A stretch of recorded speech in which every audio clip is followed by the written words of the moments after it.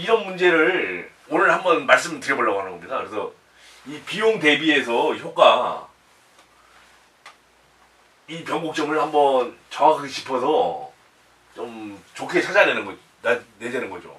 그래서 여기서 지금 여기까지는 그냥 오반하게 올라왔습니다. 올라왔는데 지금 이런 부분까지는 좀 그래도 어느 정도 올라가는데 이런 부분은 가령 근데 어떻게 보면은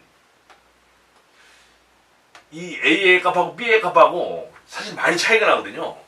그러니까 이런 부분이 올라가면 사실은 이제 여기서는 사치성으로 좀 물건이 흐르는 겁니다. 이거는 자재라든지 뭐 인력이라든지. 그러니까 물론 뭐 어디 좀 역사적인 그런 건물이나 좀 뭐 돈을 따지지 못할 그런 건물은 당연히 이런 부분도 사실 올라가야 됩니다. 올라가야 되는데 우리 실생활에서는 이런 건 아니거든요, 사실은.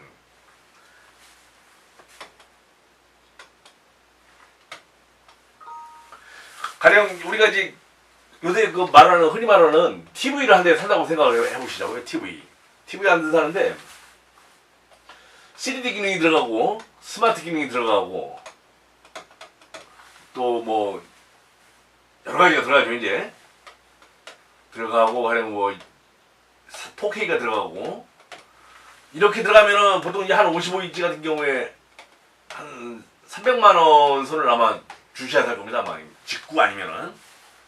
근데 이제 가령 여기서 순수하게 뭐 요 3D를 빼고 뭐 스마트도 빼고 4K도 빼고 그냥 나는 뭐 UHD 정도에서 LED 이 정도에서 사겠다고 하면은 이제 값이 얼마가 떨어지냐면은 다시 한 뭐 150에서 한 130까지도 떨어집니다. 이게 사실은.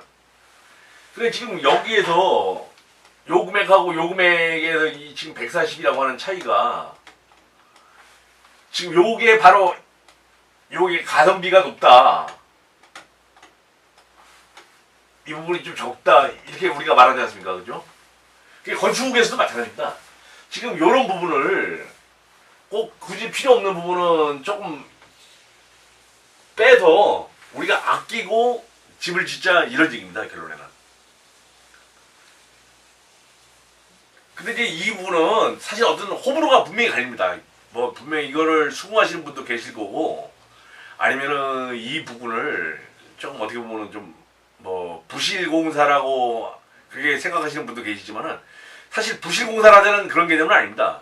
부실공사를 하자는 개념은 아니고 이 부분이 쉽게 말해서 건축에 골조 내지 뭐 내장이 들어가겠습니다. 들어가는데 사치품을 굳이 필요 없는 부분을 좀 배제를 하자 그런 얘기입니다. 어느 부분에서. 그러니까 가령 뭐 설계 파트에서부터 시작을 해서 뭐 측량이라든지 모든 부분에서 조금 아끼고 갈 수 있는 부분은 가자. 이런 게 이제 제 강의 취지입니다.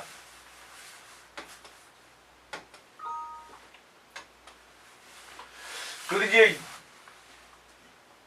우리가 이제 근데 이제 어떻게 건물을 지을 것이냐 이 부분에 대해서 얘기를 한다면은 제일 큰 문제가 이제 좀 어떻게 보면 기술이 들어간다고 하니까 사실 여러분들 굉장히 좀 막막하지 않으십니까?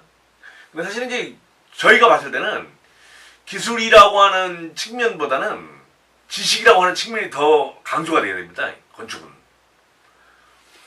그런데 이제 지식이라고 하는 부분이 있고 이제 우리가 기술이라고 하는 테크닉이라는 게 있습니다. 테크닉은 사실은 저희같이 실제 필드에서 일을 하는 사람이 이게 필요한 겁니다. 이거는 테크닉은. 근데 건축주가 만약에 필요하시다는 거는 엄밀히 따지면 이 지식입니다. 그러니까 일반인들이 좀 의아하게 생각할 수 있는 그런 부분인데요. 이제 앞으로 좀 차근차근 한번 들여다볼게요. 우리 말에 건축 용어에 이제 그런 말이 있습니다. 사실은 일반인들이 좀 의아하실 얘기가 될지도 모르는데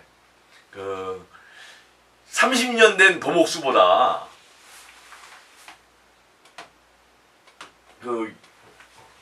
핸드백을 들고 다니는 복부인이 더 기술이 좋다는 얘기가 나옵니다.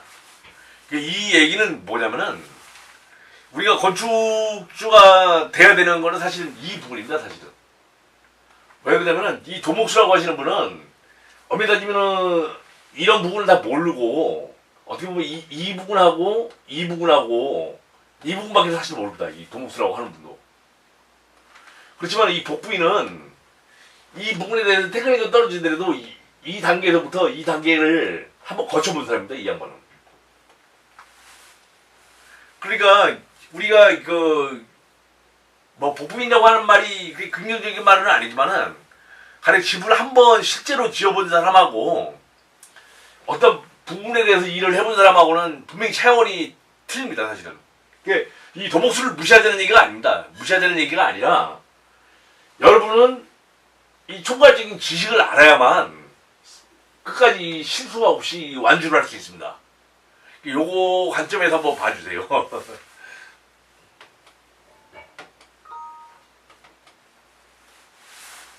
그래서 이제 집을 지으시겠다고 하면은 이제 최초에는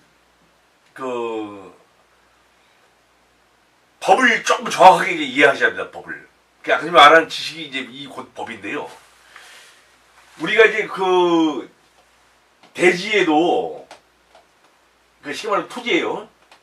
토지에도 이 여러 가지 구분이 있습니다. 사실 구분이 어떻게 있냐면은 가령 일단은 우리가 건물이나 집을 지을 수 있는 대지, 그 다음에 또 공장을 지을 수 있는 공장용지, 또 뭐 목장을 지을 수 있는 목장용지, 또 도로, 또 잡종지,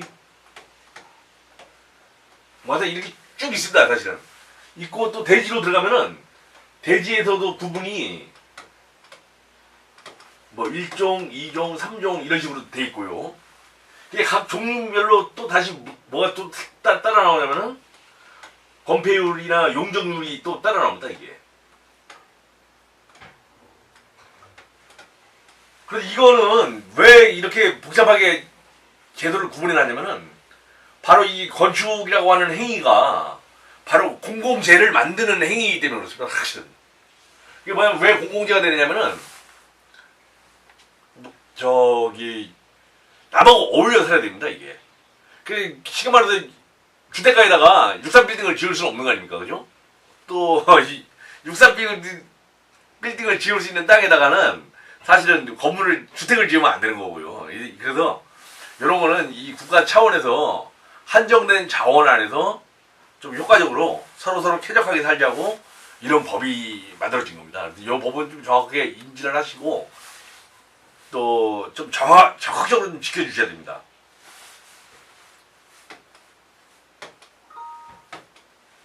그런데 이 법은 사실 뭐 일반인이 물론 뭐 아시면 좋지만 또 모르셔도 크게 문제는 없습니다. 왜 그러냐면은 일단은 지금 우리가 이 설계라고 하는 파트에서 웬만하면은 설계 사무실이 다 대행을 해줍니다. 해주고 조금만 더 관심이 있다고 하면은 설계 사무실에 물어보셔도 되고 또 인터넷에 이렇게 찾아보시면은 내용은 좀 자세하게 나와 있습니다. 나와 있고 취지만 좀 정확하게 이해하신다 그러면은 뭐 크게 이렇게 문제가 될 수 있는 부분은 아닙니다. 이제 요즘 알아두시고요. 그런데 이제 이 구상에서 제일 중요한 게 이제 공사의 이제 방식을 결정하는 겁니다. 요 방식을 결정하는 문제인데 요 부분이 이제 조금 사실 좀 난해한 부분입니다. 사실. 왜 그러냐면은 비용을 아낀다고 하면은 물론 자기가 직영 공사를 하면은 제일 아껴집니다. 사실은. 그런데 이제 가령 미국이나 뭐 이런 선진국에서는 사실 뭐 갔다 오신 분들 말로는 그렇지 않습니까? 내가 뭐 집 하나 짓는데 개인이 그냥 한 1년이고 2년이고 그냥 혼자 짓는다. 뭐 그런 말도 이제 있고 하는. 근데 그게 사실 직영 공사입니다. 정확하게. 근데 이런 경우에는 또 한국에서는 이제 대지가 사실 고가 아닙니까? 그죠? 고가고 근데 자재도 고가인데 이런 걸로 따졌을 때는 사실은 또 효율은 좀 떨어집니다. 엄밀히 따지면은. 그래서 좀 단기간에 지으면서 비용을 좀 아끼는 거, 절감하는 효과. 이런 효과를 다 살려서 좀 원만하게 건축을 해야 됩니다. 이래야만 효율이 맞는 거지. 또 뭐 직영공사라고 혼자서만 지낸다 생각하면은 이것도 답은 아닙니다. 그 이제 이런 거에서 한번 우리가 한번 좀 생각해볼 문제가 있지 않느냐 해서 이제 이런 강의를 하는 거죠. 한번 들어봐 주세요.